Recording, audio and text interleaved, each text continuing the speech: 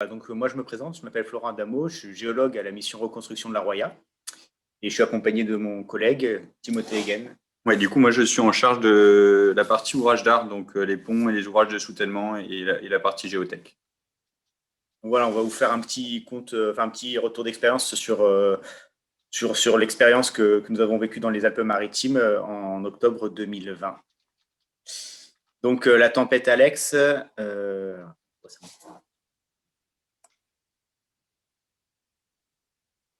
C'est bon. Donc, la tempête Alex, c'est ce qu'on a appelé dans le département une bombe climatique. Elle est intervenue le 2 octobre 2020. Elle a touché plusieurs vallées des Alpes-Maritimes, la vallée de la Roya et de la Vésubie principalement, et de manière un peu plus légère, la vallée latinée de l'Estéron, qui ont moins reçu de précipitations. Faut savoir que ça concerne environ 70 communes qui ont été classées en zone catastrophe naturelle. Ça a touché les infrastructures, les habitations et les équipements divers de la vallée, tout ce qui est eau potable, électricité dans la zone. Et il faut associer ça à un bilan humain assez lourd avec 10 personnes déclarées décédées et 8 disparues. Donc, en quelques chiffres, au niveau des infrastructures départementales, on a 70 km de routes départementales qui ont été détruites par cette tempête, 32 routes qui ont été coupées, 10 ouvrages d'art impactés dans la vallée de la Roya, pour un montant estimé de 256 millions d'euros. Donc, au niveau de la gestion de la crise, les priorités, c'était dans un premier temps de porter secours et assistance aux habitants des vallées sinistrées, parce qu'ils étaient sans communication, sans eau, il n'y avait plus rien ne fonctionnait et plus de possibilité d'évacuer via les routes. Donc, ça a été une organisation à trouver pour permettre l'évacuation et l'assistance à ces personnes-là. Il a fallu organiser tout ce qui était solidarité, coordination logistique pour les sinistrés et les communes, sachant pareil qu'il n'y avait plus de moyens de communication, de données d'alerte. Donc, ça a été un investissement important de la part de tous les acteurs de terrain pour intervenir sur site. Il a fallu du coup commencer à organiser, structurer l'action de reconstruction, en tout cas de désenclavement, avec la priorisation de travaux, la création de pistes provisoires, de passages à gué, de déblaiement le plus rapide possible et le début d'un diagnostic sur les infrastructures du département, qu'elles soient bâtimentaires comme elles soient routières. Et tout ça dans un objectif donc, de gérer, avec une problématique de gérer la coordination en temps réel avec les différents acteurs dans un objectif de désenclaver les vallées. Enfin, nous, ce qui nous intéresse particulièrement, c'est la vallée de la Roya, donc désenclaver la vallée de la Roya. Il faut savoir qu'il a fallu attendre le 23 novembre pour qu'il y ait un accès 4x4 et pour les véhicules de chantier qui soient rétablis pour accéder à la ville de Tende, qui est la plus au nord de la vallée de la Roya. Et en ayant bien conscience que malgré tous les efforts qui ont été mis, l'accès à cette commune se faisait de manière assez risquée pour les personnes qui devaient y aller suite à toutes les problématiques d'instabilité des infrastructures et les risques liés aux chutes de blocs, aux glissements de terrain, l'air torrentiel qui pouvaient subvenir encore durant cette période-là. Donc là, je vais parler un peu plus de mon intervention personnelle, parce qu'en fait, à l'époque de la tempête Alex, je travaillais au CEREMA. Et du coup, j'ai été mobilisé dans la foulée de la tempête Alex pour faire des reconnaissances héliportées avec le RTM, la métropole Nice-Côte d'Azur. Et on a fait des reconnaissances de terrain qui avaient pour but de faire un état des lieux généralisé des vallées. réaliser des prises de vue pour les diffuser aux différents acteurs de terrain, que ce soit les pompiers, le génie militaire, toutes les personnes qui ont été amenées à intervenir dans la foulée pour désenclaver, aider, commencer à étudier cet événement et à reconstruire. Pour la vallée de la Roya, c'était aussi identifier les verrous dans la vallée, les zones qui étaient infranchissables, et estimer le risque de suraccident avant d'envoyer des personnes aider et secourir des populations qui étaient complètement enclavées. Donc là, je vais vous montrer, donc là, on voit une photo de la vallée de la Roya où on a complètement la route qui a été arrachée par l'eau. Donc là, on est sur la commune de Tende avec, voilà, là, on imagine une route qui passait dans la photo en haut à gauche, qui passait au niveau de où les voitures sont entassées, le niveau de la rivière qui a augmenté, et qui avec des dépôts de matériaux qui sont considérables, qui ont charrié à la fois du bois, de la roche et tout ce qui était sur leur chemin, donc les voitures. On imagine la puissance de l'eau. Donc là, c'était le 3, donc on voit encore le niveau d'eau presque en temps réel, quoi.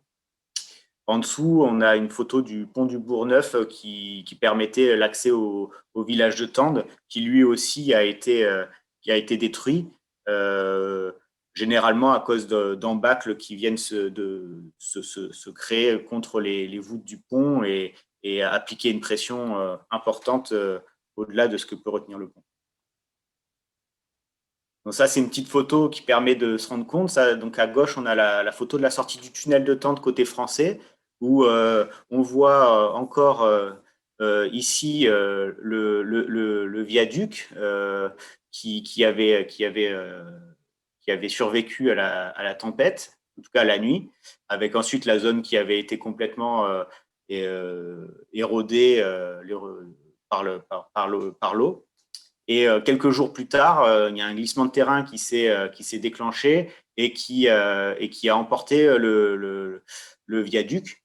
Qui montre un peu l'inertie des mouvements de terrain qui peuvent arriver bien plusieurs jours après l'événement, le temps que le massif draine l'eau, se charge et répercute ça sur le massif. Donc, à l'échelle de la Roya, les difficultés, ça a été qu'on avait peu d'infrastructures dans la Roya pour reconstruire, donc des carrières pour avoir du matériau, une centrale à béton pour faire du béton pour la reconstruction. Il a fallu réfléchir, développer des nouvelles, des idées qui peut-être étaient au stade de pensée qu'il a fallu mettre en œuvre rapidement. La Roya, c'est un peu particulier. Il y a un seul accès qui est la route départementale 6204 qui passe en fond de vallée. Elle est très contrainte par son côté exigu avec des falaises de part et d'autre qui empêchent de pouvoir déplacer la route sur des flancs un peu plus en altitude. On avait un accès qui était fermé via le tunnel de Tende qui nous permettait d'aller en Italie. Donc là, on ne pouvait pas avoir de matériaux qui arrivent de ce côté-là.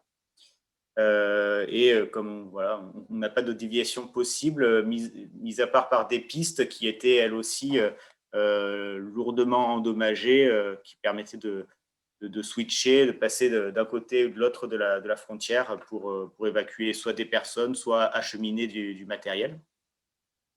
On a eu un accès ferroviaire qui a été coupé entre fin novembre et début mai suite à des mouvements d'un ouvrage d'art de la SNCF qu'il a fallu sauver suite à des travaux très lourds. Donc, ce qui a aussi empêché l'acheminement de matériel sur zone.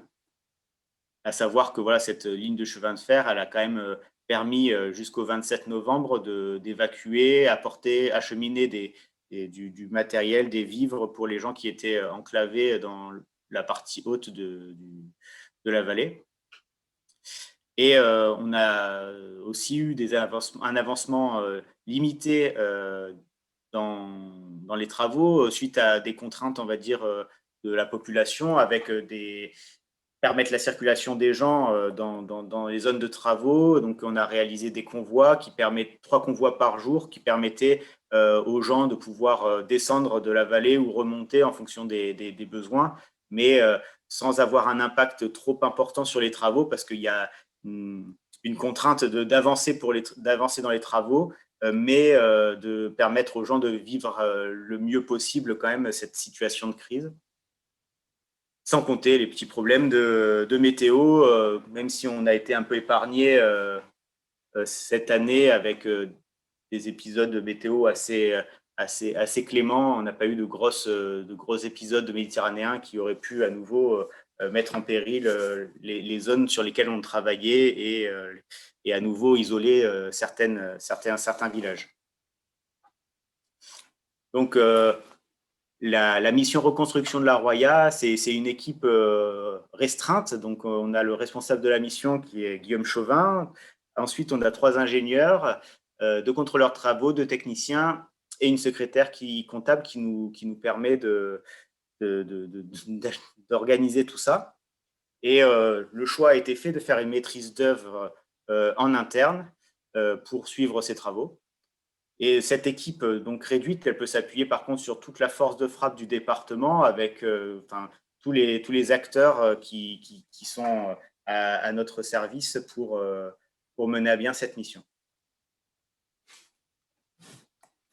Du coup, je vais vous parler maintenant, moi, plutôt de la partie des travaux sur les infrastructures et des différents types de solutions technologiques qu'on a pu utiliser pour reconstruire et puis pour franchir les brèches qui ont été créées et laissées par la tempête.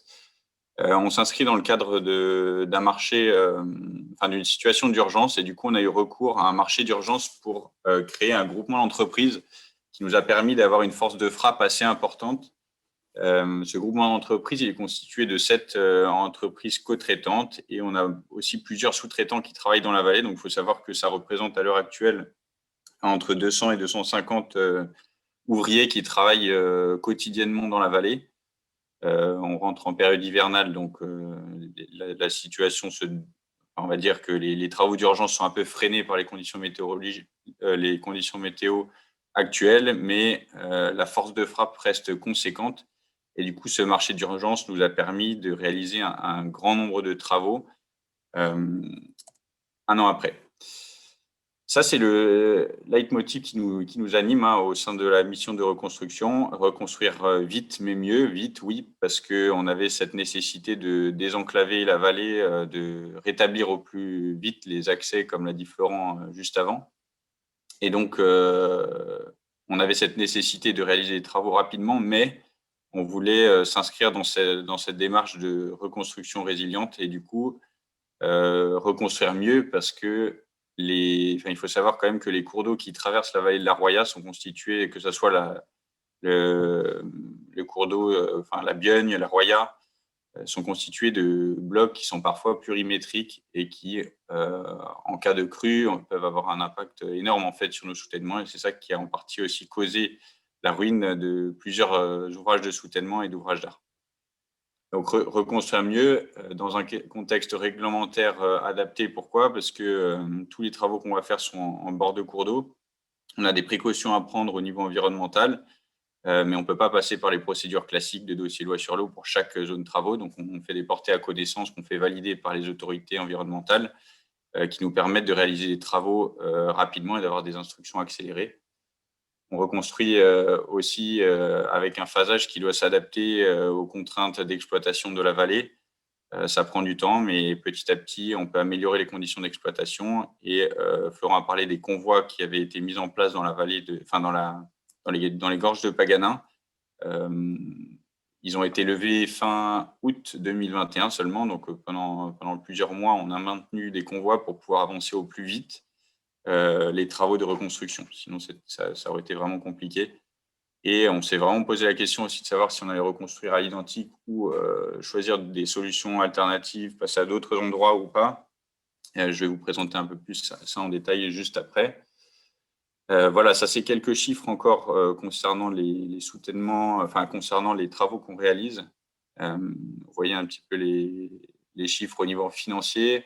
Ça va être globalement 24 mois de gros travaux, on va dire, un an pardon, de travaux d'urgence. Là, on est dans la période de prolongation de 6 mois de ce marché d'urgence qui a été notifié l'année dernière. Et du coup, on a jusqu'au 6 mai pour réaliser les travaux d'urgence et après, ça se poursuivra globalement sur les marchés d'entretien classiques du département. Comme je disais tout à l'heure, plus de 200 ouvriers qui travaillent quotidiennement dans la vallée. Et on a fait le choix de plusieurs solutions techniques pour reconstruire les ouvrages de soutènement. Je vous en présente juste trois rapidement. Alors, le procédé ad hoc, je laisserai Nicolas s'étendre plus sur le sujet tout à l'heure. C'est un procédé qui a été breveté par NGE, type paroi clouée, qui nous a permis de franchir des soutènements des brèches où on avait des problématiques de soutènement de grande hauteur. Et du coup, ça a été une technique qu'on a pu décliner à pas mal d'endroits. Il faut savoir aussi que dans la vallée de la Roya, on est souvent sur des zones où on a le rocher affleurant. Donc ça nous a aidé aussi pour remettre en place des soutènements qui soient pérennes.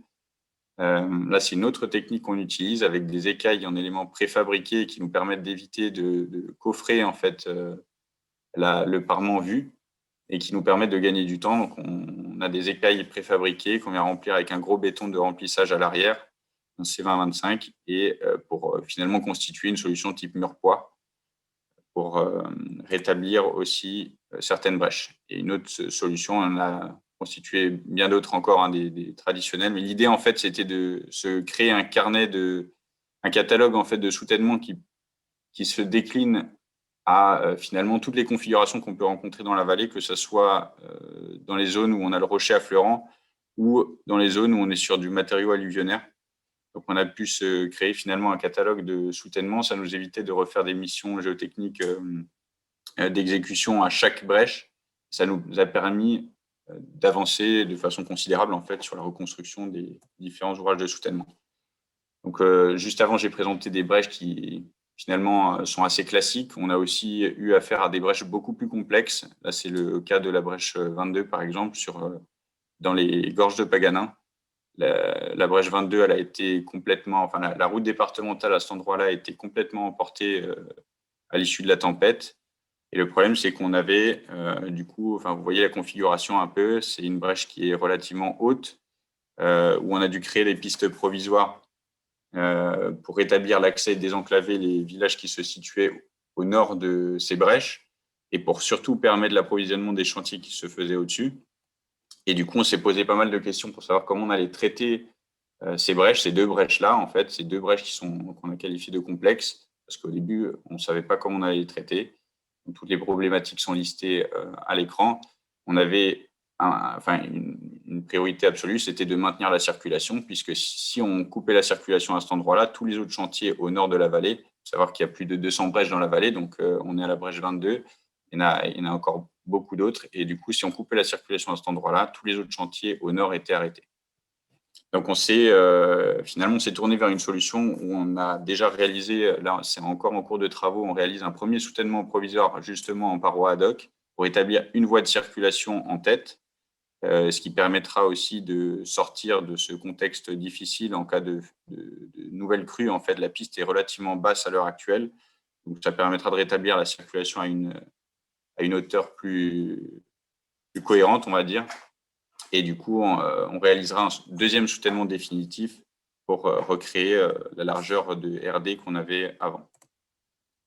Une autre brèche qu'on a eu à traiter aussi, alors on l'a traitée différemment, c'était aussi une brèche finalement relativement complexe. C'était une brèche qui était constituée de poutrelles, de rails de chemin de fer, en fait, type poutrelle enrobée, un ouvrage poutrelle enrobée noyé sous la RD, qu'on a traité en opération coup de poing. Donc là, je vais vous montrer un time-lapse qu'on a réalisé de cette opération. Donc, c'est une opération qui s'est réalisée en 63 heures.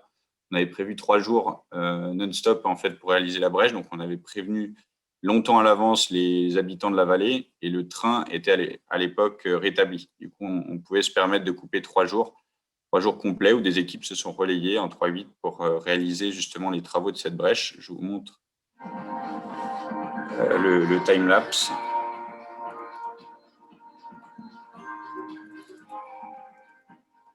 Alors, première phase terrassement, où on a enlevé les matériaux finalement on a enlevé les matériaux qui avaient été utilisés pour recréer la piste provisoire, ces matériaux qui étaient complètement détrempés, qui avaient été pas forcément correctement compactés en fait, pour rétablir l'accès.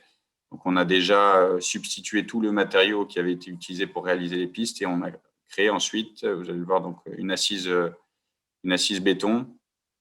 Et cette opération, en fait, elle a consisté à créer un soutènement provisoire en bloc Lego préfabriqué, en bloc béton, sur laquelle on est venu par la suite, on ne le verra pas dans la vidéo, mais refaire une paroi clouée devant pour recréer le soutènement définitif.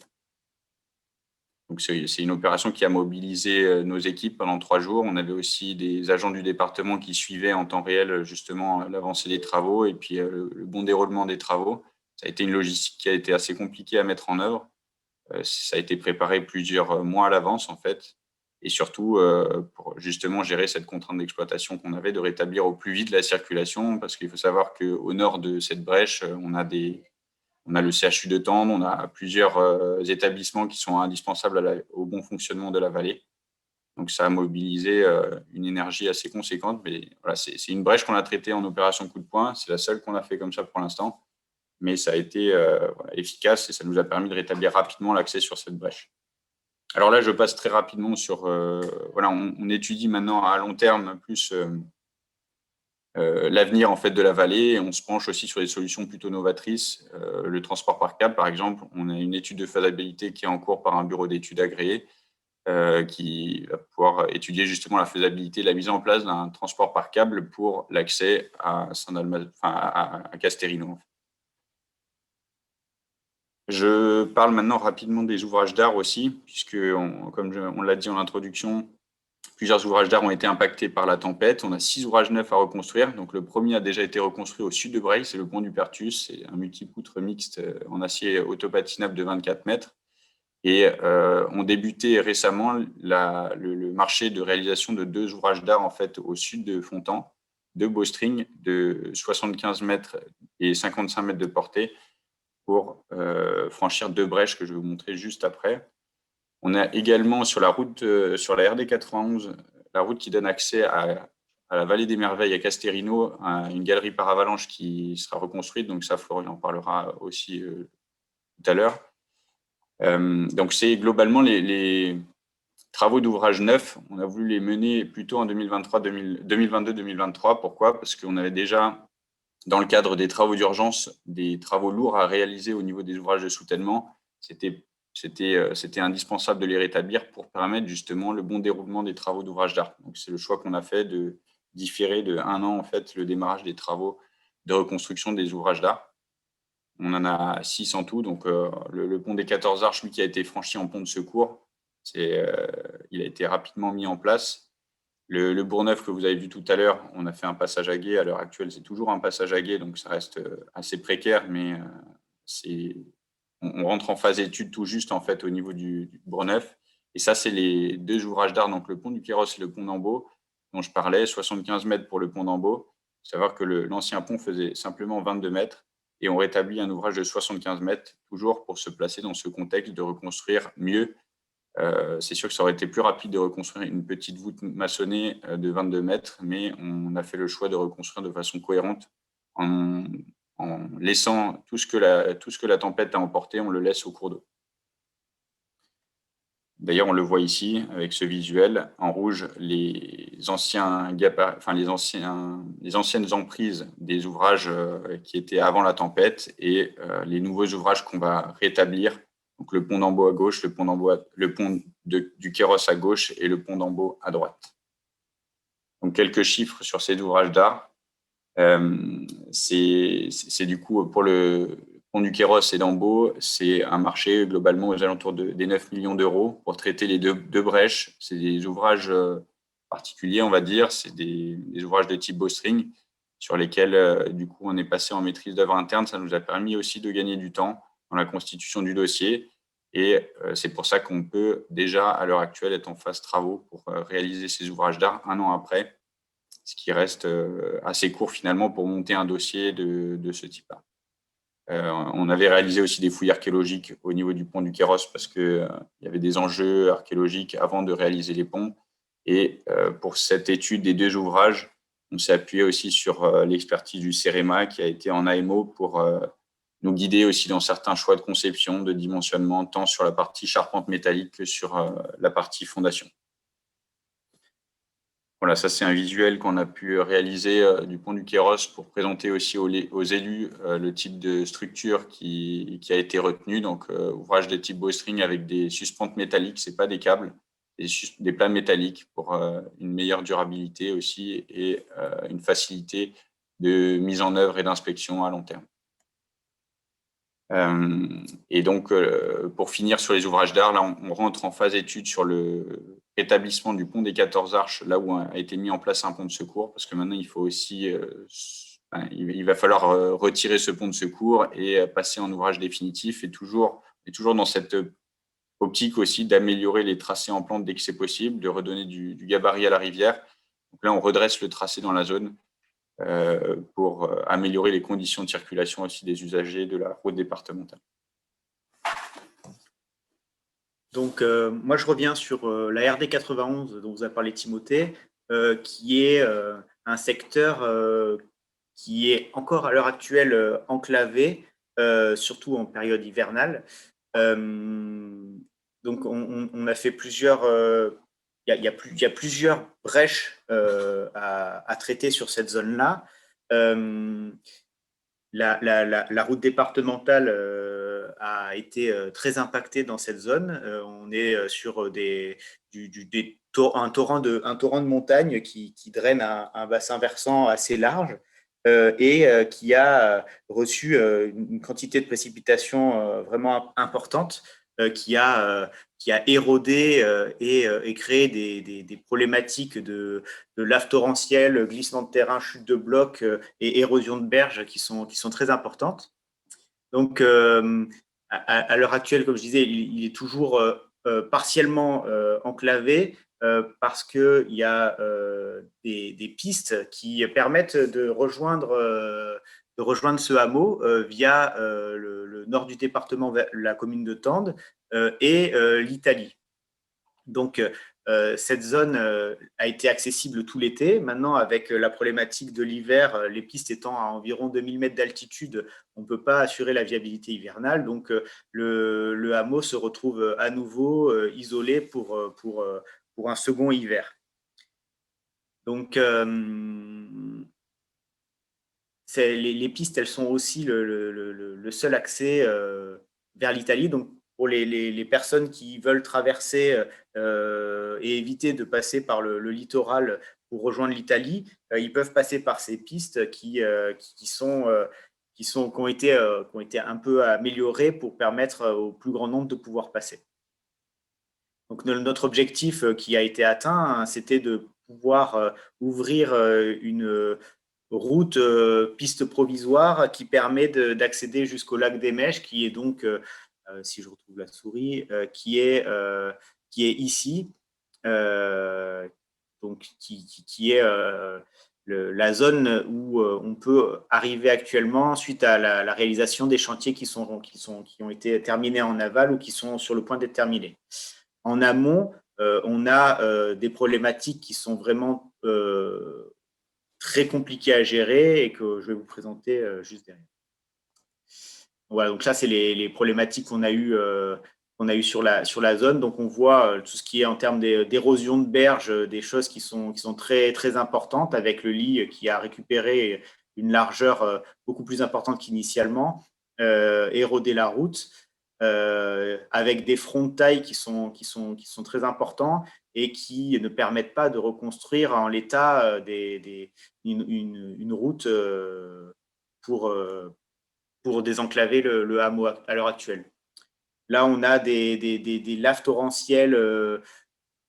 Voilà, c'est des glissements, laves torrentielles qui ont été générés par des sources qui sont plus haut dans le massif, qui ont drainé énormément de matériaux de taille pouvant aller jusqu'à plusieurs dizaines de mètres cubes dans dans des vallons. Alors, ces vallons, ils préexistaient, c'était des dépressions topographiques qui étaient déjà connues pour des problématiques d'avalanche. Et là, ils ont été complètement entaillés par des glissements. Donc ça, c'est un des plus caractéristiques qu'on a. Donc, c'est qu'on appelle la brèche 25. Donc là, c'est un panorama de plusieurs images. On voit là, sur cette longueur-là, c'est à peu près une portée de 70 mètres. On a une hauteur qui fait près de 100, qui fait presque 200 mètres, enfin 100 mètres, 150 mètres de dénivelé. On voit des blocs de l'ordre de 40 mètres cubes dans cette zone-là, qui sont encore en équilibre précaire. Donc ça, c'était juste après la tempête. On voit que la chaussée ici, elle a été complètement arrachée. On devine la longrine avec les micropieux qui sont dans cette zone-là et qui posent problème pour la reconstruction. Donc, là, on a deux, trois photos de l'intérieur de la zone avec voilà, des masses instables qui restent à évacuer pour la sécurisation de cette zone-là. Et on voit ici donc la longrine avec quelques, enfin, je ne sais pas si on les voit bien, mais des vestiges de micropieux qui permettaient à la chaussée de tenir, qui n'existe vraiment plus. Donc à l'heure actuelle, il y a un appel d'offres qui avait pour objectif de réaliser initialement un ouvrage de franchissement de cette zone de brèche qui s'est intelligemment transformé en paravalanche et qui va débuter, qui commence et qui va débuter vraiment au tout début 2022 avec un objectif de fin de travaux pour l'automne 2022. Donc, comme disait tout à l'heure Timothée, on a essayé au département de réfléchir un peu sur une reconstruction résiliente, intégrant les problématiques hydrauliques qu'on a pu avoir avec les crues, avec la crue liée à la tempête Alex. Donc, l'objectif, c'était aussi d'améliorer le profil routier et de libérer au maximum du gabarit hydraulique pour la rivière quand on pouvait. Donc, ça s'est manifesté par des tracés routiers qui ont évolué dans le temps pour améliorer la largeur du lit de la rivière et anticiper de futures problématiques d'inondation. Donc, on voit sur cette zone ici un minage qui a eu lieu donc pour permettre de libérer de l'espace et faire une courbe dans un virage qui était plus douce à la fois et qui permettait de libérer de la largeur dans la rivière. À droite, ici, c'est une autre zone où on voit qu'il y avait un verrou. Donc, la rivière est contrainte de part et d'autre par des falaises. Et l'idée, ça a été d'essayer de rectifier ce profil routier pour décaler la route vers l'intérieur du massif et libérer de l'espace dans ce verrou dans la rivière. Donc là, on a une vidéo donc, qui a été réalisée par NGE Fondation lors du minage de cette zone-là. Je vais vous présenter. Est-ce que ça fonctionne? Pas dit.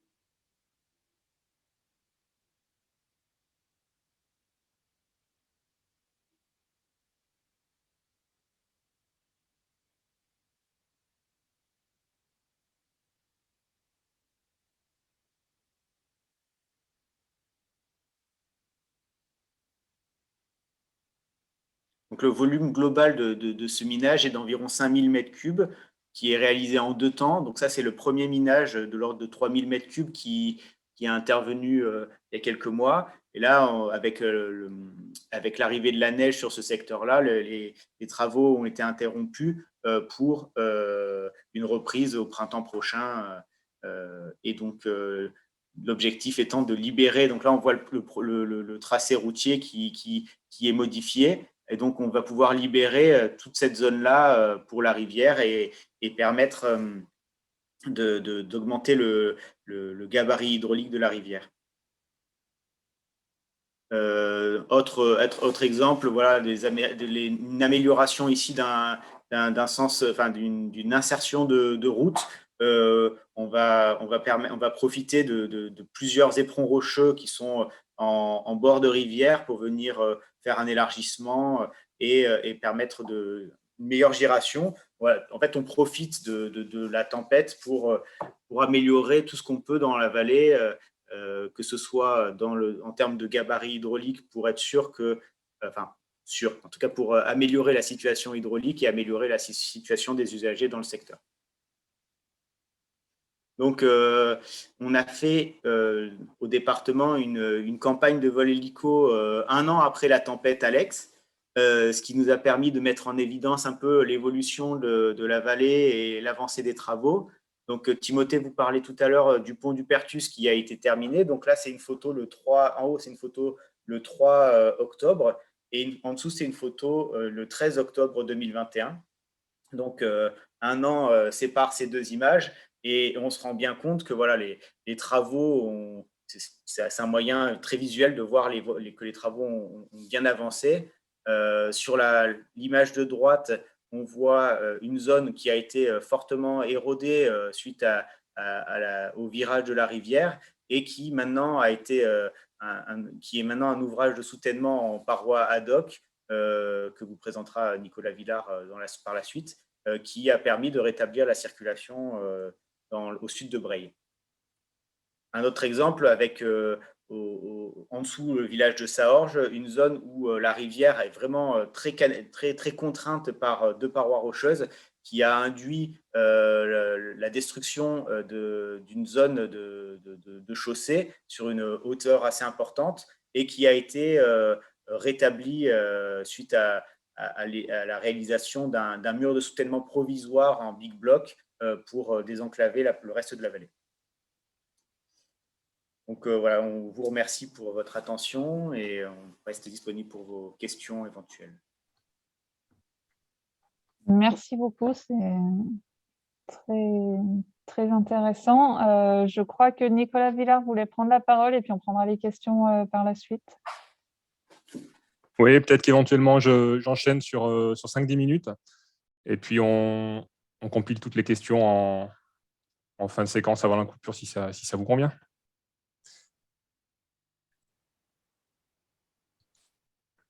Très bien, tu as la main.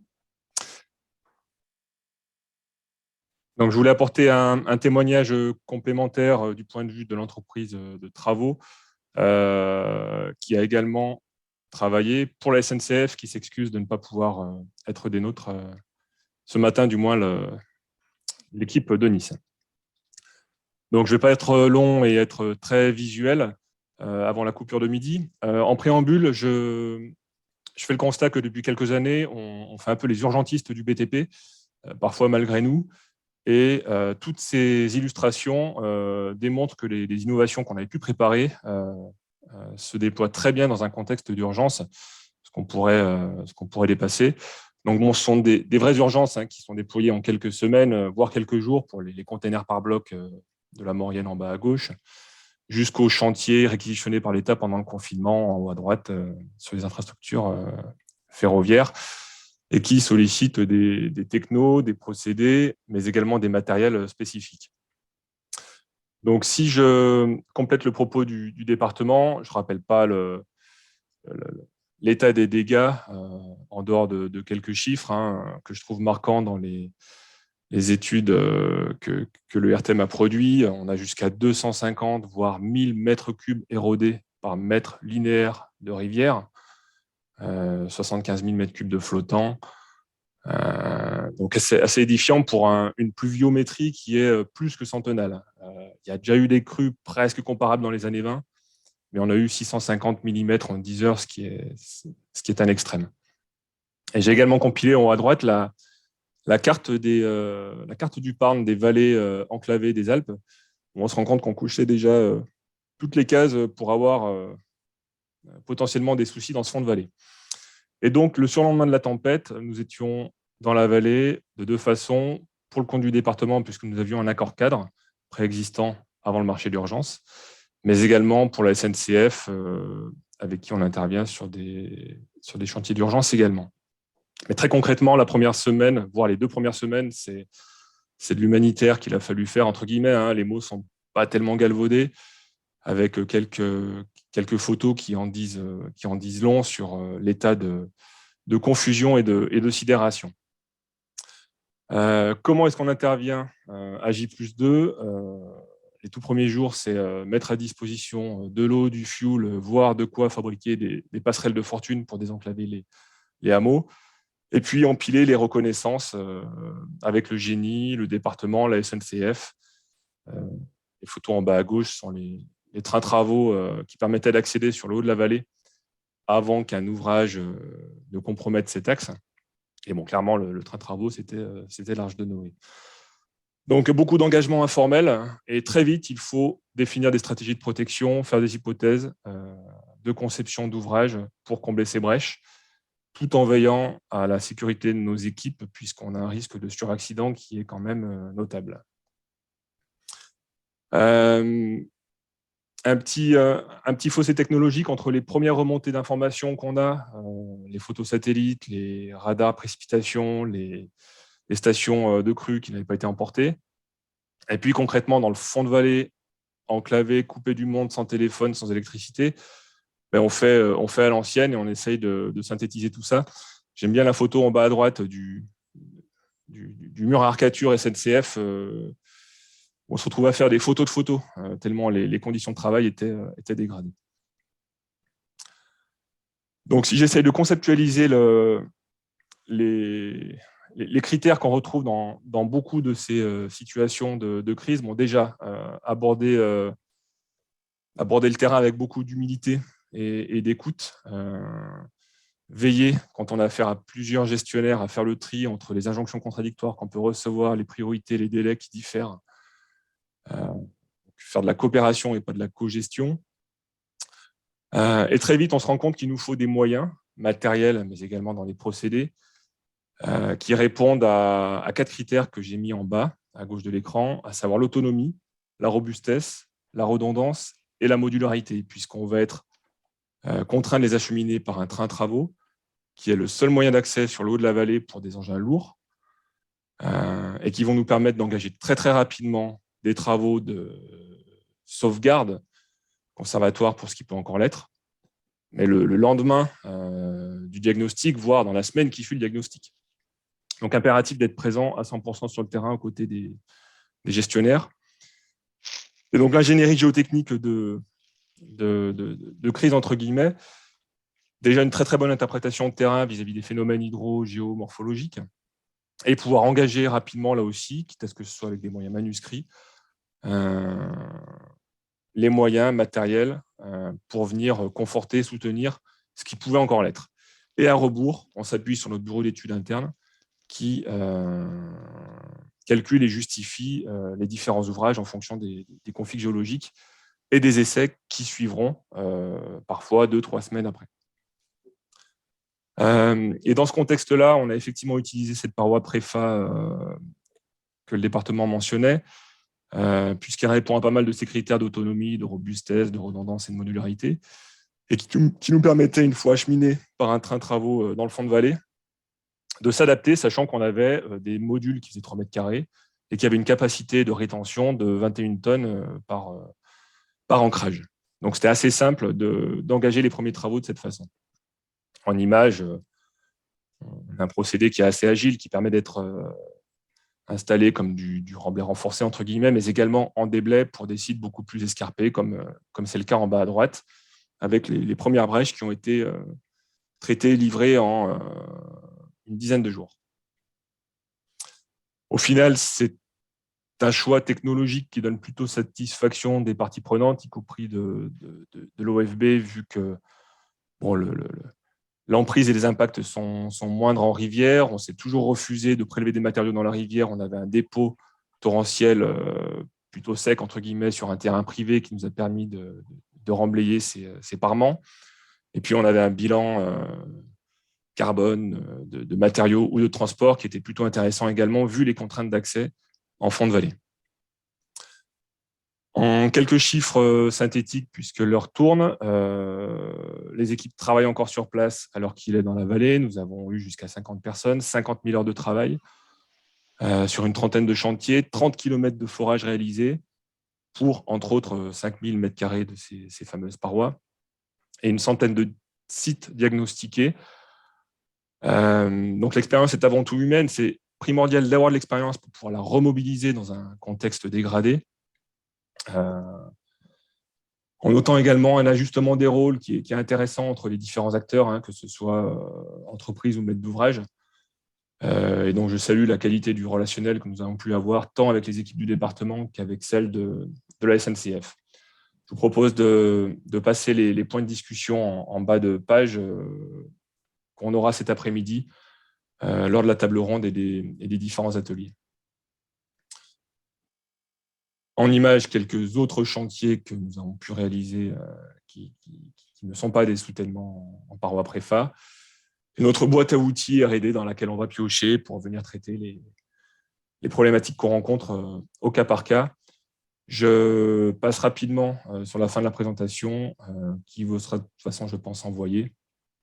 Mais donc, on travaillera vraiment sur l'organisation interne pour, par région, avoir des équipes d'astreinte qui soient à même de faire du conseil, de la continuité de service vis-à-vis du maître d'ouvrage,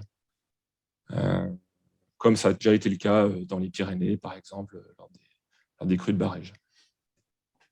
Voilà, je vous remercie et je reste à votre disposition pour toute question aux côtés du département. Merci, merci Nicolas.